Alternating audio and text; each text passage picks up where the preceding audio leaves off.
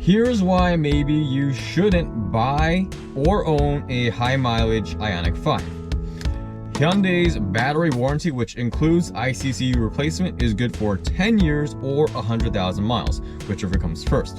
Which means once you pass those thresholds and your ICCU goes bad, well, now you're out thousands and thousands of dollars out of pocket.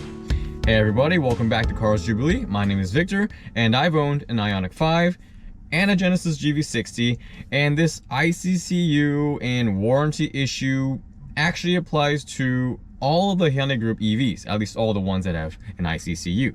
So today I want to talk about 6 points to consider if you're thinking about buying a high mileage Ioniq 5, or maybe you already own one. And again, this applies to cars like the Genesis GV60 and the Kia EV6. So let's get to it. Well, let's start with point number 1, which is that it could happen to you, meaning your ICCU could fail. Now, it's hard to find an accurate number because Hyundai really has no incentive to publicize how many of these failures have happened. But if you look at the different sources, do your own research, the numbers that I've seen fall somewhere between 1% and 10% of the Ioniq 5 population have had ICCU failures.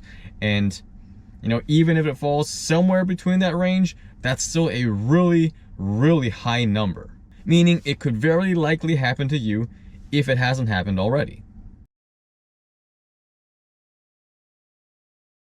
Point number 2 is that your ICCU can fail more than once. I've seen so many stories on the forums of owners that have replaced at least twice, and truthfully, I would not be surprised if there's someone out there that's replaced at least 3 times. The parts that they're putting back in are replacement parts. They're not actually fixing the issue. So that means your ICCU could go again and again and again. It's not a one-time fix and you're done. It's a recurring issue. Point number 3 is that your ICCU could fail at any time. I've heard stories of people going to test drive brand new Ioniq 5s on the lot and it wouldn't start because the ICCU failed.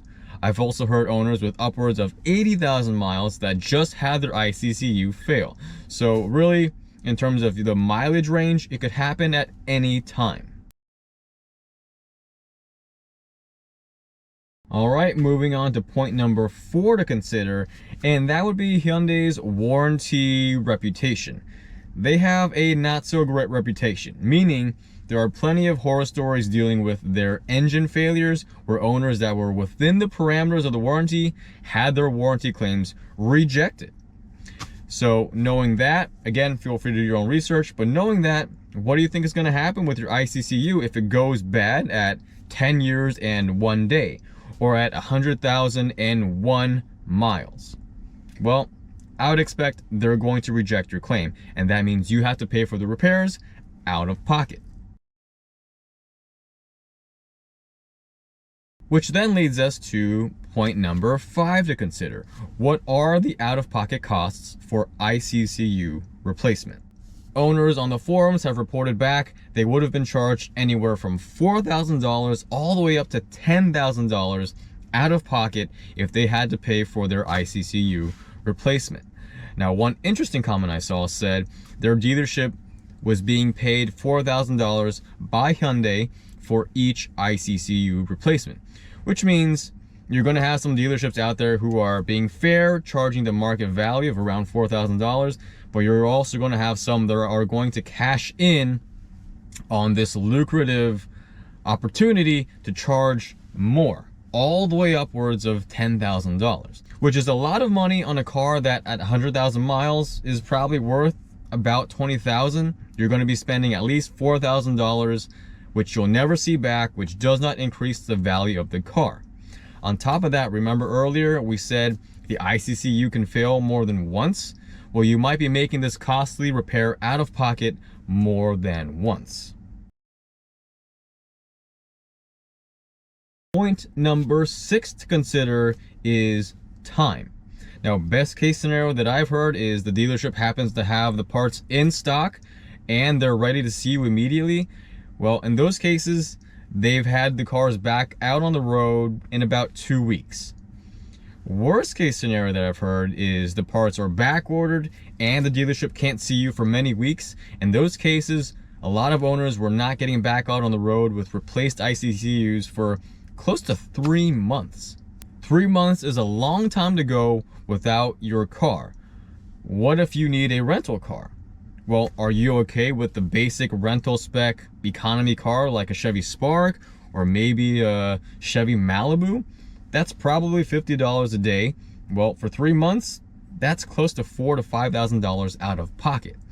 Or maybe you're thinking, I don't really want to go back to a gas car. I don't want to have to fill up gas. I want an EV rental. Well, those typically go for close to $100 a day. So for 3 months, that's going to be close to $9,000 in rental car fees. So beyond just the time, there's also the rental car fees that you should consider. So I guess that goes back to the out-of-pocket considerations. So those are the 6 considerations of why maybe you shouldn't buy or own a high mileage Ioniq 5.